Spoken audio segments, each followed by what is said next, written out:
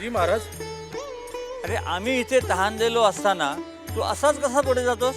महाराज तुझ्या हातात मडकं आहे, त्यातलं पाणी दे, आम्ही आमची तहान भागू. महाराज अहो पण काय? महाराज मी नीच कुळातला मनुष्य. माझ्याकडचं पाणी पाजून मी कशाला पाप घेऊ? पुढच्या जन्मी मला तर किड्या मुंग्यांचा सुद्धा जन्म मिळणार नाही. असं कोणी सांगितलं? कुणी सांगायला का लागतं? ठीक आहे, म्हणजे तू आम्हाला पाणी प्यायला देणार नाहीस तर? का संकटात टाकता महाराज? तुम्हासनी पाणी दिलं तरीही पाप, नाही दिलं तरीही पाप. ए धोंड्या, हा शेठजी, काय करतोय महाराजांच्या समोर? महाराजांनीच मला थांबवलेलं आहे. महाराज थांब गोविंदा, आम्हीच त्याला थांबवलं. त्याच्या मडक्यातलं मधुर पाणी प्यायची आमची इच्छा आहे. महाराज हे काय बोलतात? तुम्हाला पाणी हवंय ना, हे मी आणून देईन ना तुम्हाला. का? तू उच्च कुळातला म्हणून तुझ्याकडलं पाणी आमच्यासाठी अमृत ठरणार आहे का? महाराज आपल्यासारख्या साधू संतांनी सोवळ्या ओळ्याची चाट ठेवायला नको का? सोवळ्या ओळ्याचा अतिरेक करू नका. त्यामुळे समाजातल्या काही लोकांवर अन्याय करून त्यांना जगणं नाकारता तुम्ही गोविंदा. धोंड्या, पाणी दे.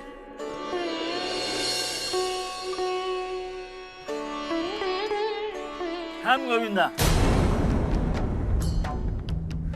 तो आत्ता ज्या जमिनीवरनं चालतोयस त्या जमिनीवर धोंड्यासारखी असंख्य माणसं चालतायत. मग त्यातनंच का जमिनीवरून चालणं? का चालतोच हवेतनं? पण तेही शक्य नाही. तुझ्यासारख्या कर्मठाने श्वास देखील घेता कामा नये, कारण या मोकळ्या हवेत देखील धोंड्याचा श्वास मिसळलेला आहे. महाराज चल जा, निघ.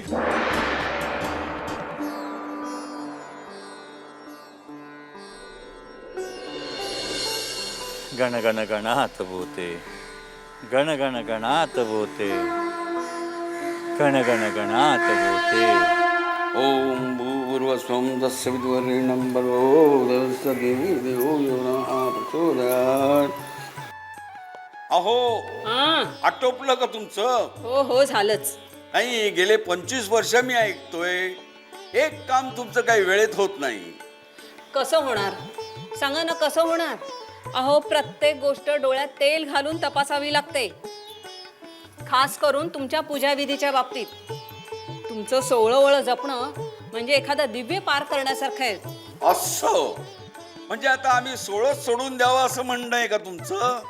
उगाच माझ्या बोलण्याचा विपर्यास करू नका. प्रत्येक गोष्ट 10 तपासून बघावी लागते. एखादी वस्तू राहिली तर उगाच तुम्ही बोंबाबोंब करणार. तरी काही वस्तू राहतातच. अरे देवा, आता काय राहिलं? पुष्पपात्रात दुर्वाच नाही. अहो, दुर्वा सुनबाई खुडून आणायला गेलीये. कधी? पूजेचा मुहूर्त टळून गेल्यावर आणणार आहे की काय ती? होईल हो सगळं वेळेत. उगाच चांगल्या दिवशी कुणावर डाफरू नका. गिरिजाला सून म्हणून घरात येऊन 3 वर्ष झाली. तुमचं सोवळं ओळं, तुमची शिस्त तिला चांगली परिचित आहे. एक वेळ महेशला काय हवं नको ते ती नंतर पाहते, पण ते आधी तुमचं बघते. हो, परमेश्वराच्या कृपेनं सुनबाई मात्र गुणाचीच मिळाली आहे. अगं पण तिला ओलेट्यानी दुर्वा खुडायला सांगितलंयस ना तू? झाली का पुन्हा सूचना? बरं, पुन्हा सूचना करत नाही, पण तुम्हाला जे काही करायचंय ते रीतीप्रमाणेच करा, अन्यथा पूजा फळाला येत नाही. ठीक आहे, मी सोळं नेसून येतोच. अहो, आत्ता तर आंघोळ करून सूर्याला अर्धे देऊन आलात ना. सोवळं तर नेसलेलंच आहे, याच्यावर पूजा नाही का होऊ शकत? हेच इथेच तुमचं चुकतं. अहो, तुम्हाला किती वेळा सांगितलंय मी, कोणत्याही कारणासाठी घराबाहेरून घरात आल्यावर पुन्हा स्नान करायचं असतं. काकदृष्टी असलेल्या माणसाची नजर वाईट असते. आता मी स्नान करून सोळं नेसून येतो पुन्हा.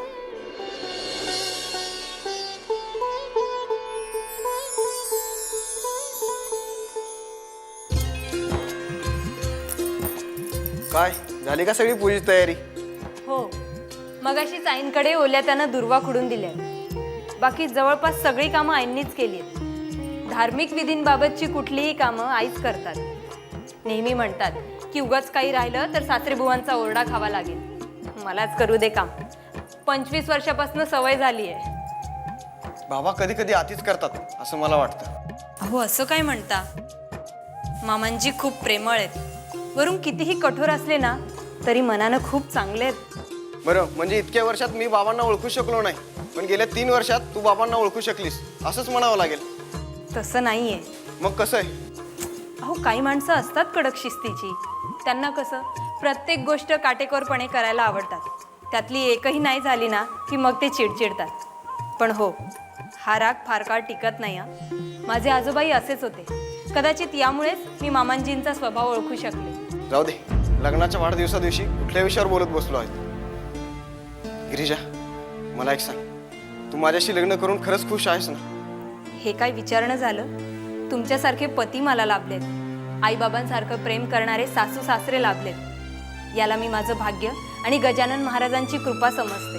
मी खूपदा तुझ्यातून श्री गजानन महाराजांचं नाव ऐकलं, पण त्यांच्या दर्शनाचा योग कधीही जुळून येत नाही.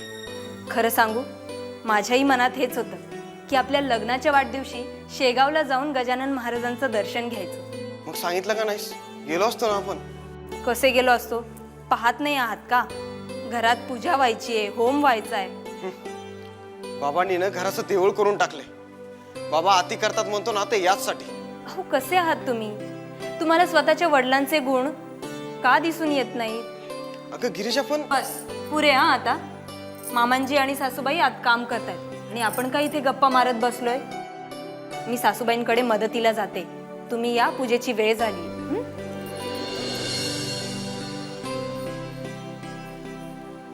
ओम नमः शिवाय, ओम नमः शिवाय, ओम नमः शिवाय.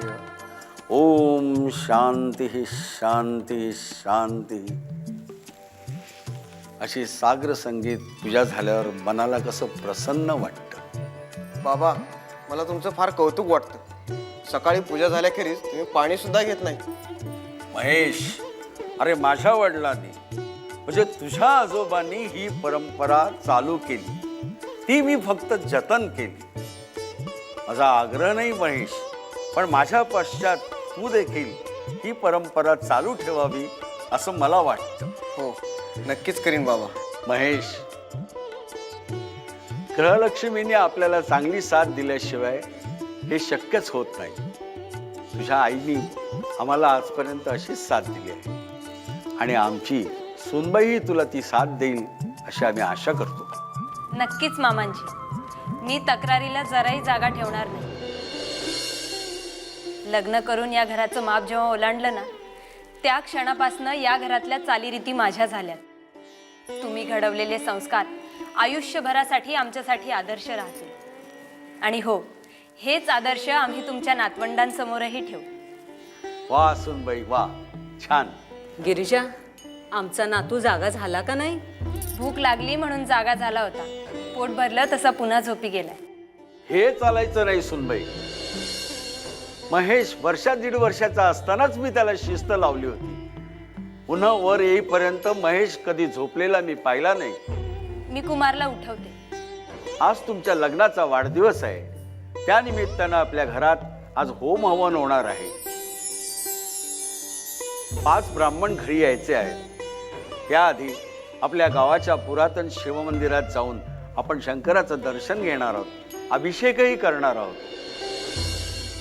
सुनबाई, हो, कुमारला उठव, त्याला नाव माफू घाल. सगळ्या गोष्टी कशा वेळच्या वेळी झाल्या पाहिजेत. हो मामांजी. महेश, तू गाडीला बैल जोम. हो बाबा.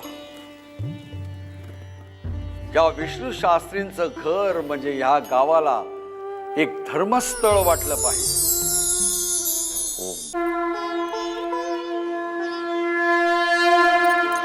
महाराज, माझ्या लेकीच्या लग्नाला आज 3 वर्ष झाली. तिची खूप इच्छा होती आजच्या शुभदिनी तुमचं दर्शन घ्यावं. पण संसार म्हटला की हे सगळं आलंच. आपल्या माणसाचं करण्यातच आपला खूपसा वेळ जातो. प्रपंचात पडल्यावर प्रथम आपली कर्तव्य पार पाडावीत आणि नंतर मग इतर गोष्टी. तरी गिरिजाला सतत तुमचा ध्यास लागलेला असतो महाराज. हेच तर खरं तुमच्या श्रद्धेचं आणि भक्तीचं लक्षण आहे. तुम्ही कुठेही असलात तरी गुरुच्या सान्निध्यात तुम्ही आहात अशी सतत जाणीव तुम्हाला होत असते. कारण तुम्हाला जसा गुरुचा ध्यास लागलेला असतो तसं गुरुलाही तुमचा ध्यास लागलेला असतो. महाराज, आपल्या कृपा आशीर्वादाने सारं काही उत्तम आहे. सुख माझ्या लेकीच्या पायाशी लोळण घेत आहे. हे सुख चिरंतन टिकून राहावं यासाठी मी तुमच्या चरणी प्रार्थना करते महाराज. मुली, संसार प्रपंच म्हटला की सुखासोबत दुःख यायचं, कारण ते अटळच आहे. महाराज, जसं दिवसानंतर रात्र आणि रात्रीपुढे दिवस अटळ असतं, तसंच सुखदुःखाचं असतं. जसं कडुलिंबाचा पाला चावल्यानंतर जिभेवर गुळाचा खडा ठेवला की गोडीचं महत्त्व कळतं, तसं दुःखाची झळ सोसल्यानंतर येणारं सुख माणसाला सुखाचं महत्त्व पटवून देतं. महाराज, महाराज, गिरिजावर काही संकट ओढवणार नाही ना महाराज?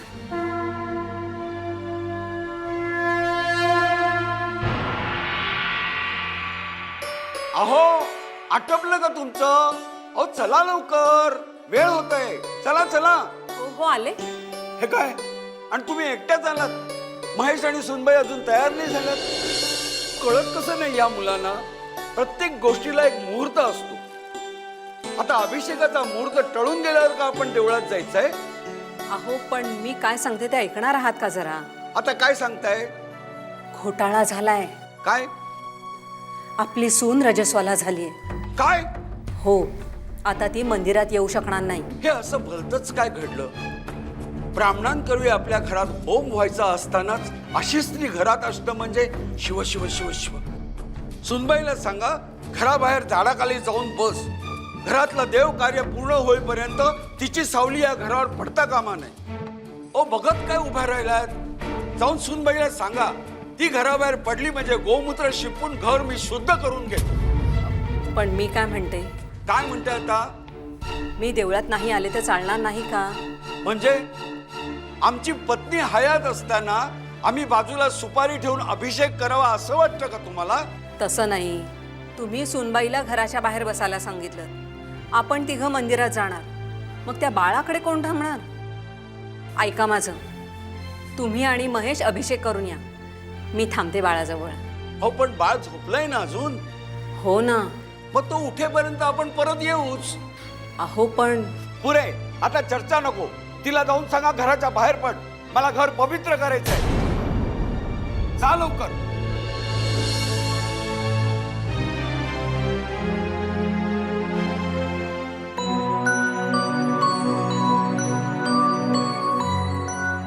आम्ही जाऊन येतो देवळात. कुमार झोपलाय, काळजी करू नकोस. हं. चला आता.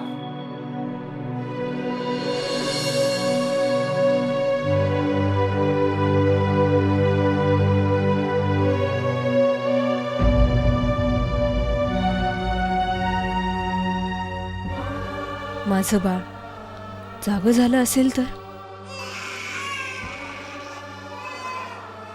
त्याच्या अवतीभवती कुणी नाहीये. आज आमच्या लग्नाचा 3रा वाढदिवस. घरात विशेष देवकार्य व्हायचं असतानाच मी केवढी अभागी आहे मी.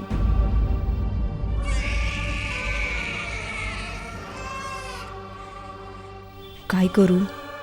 कुमार जागा झाला असेल, रडत बसला असेल तर त्याचा आवाजही मला इथे ऐकू येणार नाही.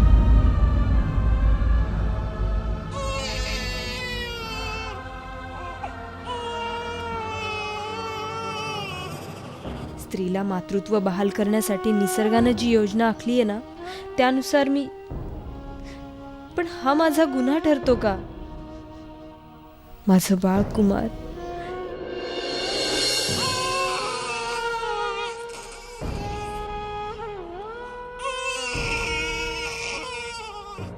काय करू? अभिषेक आटपून घरी परतायला यांना नक्कीच वेळ लागणार. गुपचूप जाऊन कुमार काय करतो ते पाहून येऊ का?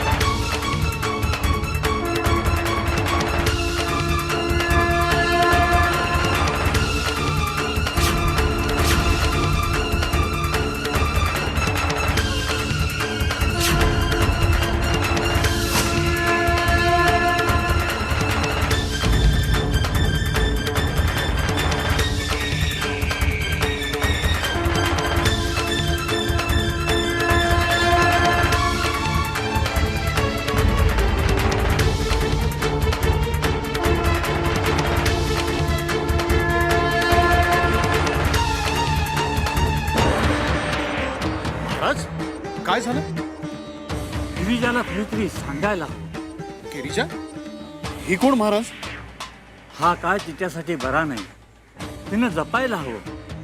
लहान बाळासाठी आग ती आगच, मग ती चुलीतली असो वा समईतली. महाराज महाराज ही जी कोणी गिरिजा आहे, ज्या कोणा बाळाचा तुम्ही उल्लेख करता आहात, त्यांच्यासाठी हा बंकटलाल अगरवाल काही करू शकतो का? कुमार कुमार कुमार गण गण गणात बोते, गण गण गणात बोते, गण गण गणात बोते. अशा अवस्थेत तुझ्या येण्याची प्राज्ञा तरी कशी केली? देवपूजा असल्यापर्यंत तू घराच्या बाहेर बसून राहा म्हणून तुला सांगितलं होतं, तर तू चक्क देव घरात आली. मामांजी, देवाने मला सुबुद्धी दिली आणि कुमार काय करतोय हे पाहण्यासाठी मी घरात पाऊल ठेवलं. लाज वाटत नाही तुला? माझं घर भ्रष्ट करून वरती तोंड करून बोलतात. अहो ती काय म्हणते ते ऐकून तरी घ्या. मामांजी, आमच्या खोलीत पाहिलं तेव्हा कुमार तिथे नव्हता. मी घाबरून त्याला घरभर शोधलं, तर हा रांगत रांगत देवघरात पोहोचला होता. तेवत्या समयशी हा खेळत होता. मी त्याला पटकन उचललं आणि लगेच समई पडली. ही पहा. आता तुम्हीच सांगा, मी वेळीच पोहोचले नसते तर काय अनर्थ झाला असता. ते मी काही जाणत नाही. तू माझं पवित्र घर भ्रष्ट केलंय. तू विष्णू शास्त्र्यांची सून म्हणून घेण्याच्या लायकीची नाहीये. तू आत्ताच्या आत्ता या घरातून निघून जा. बाबा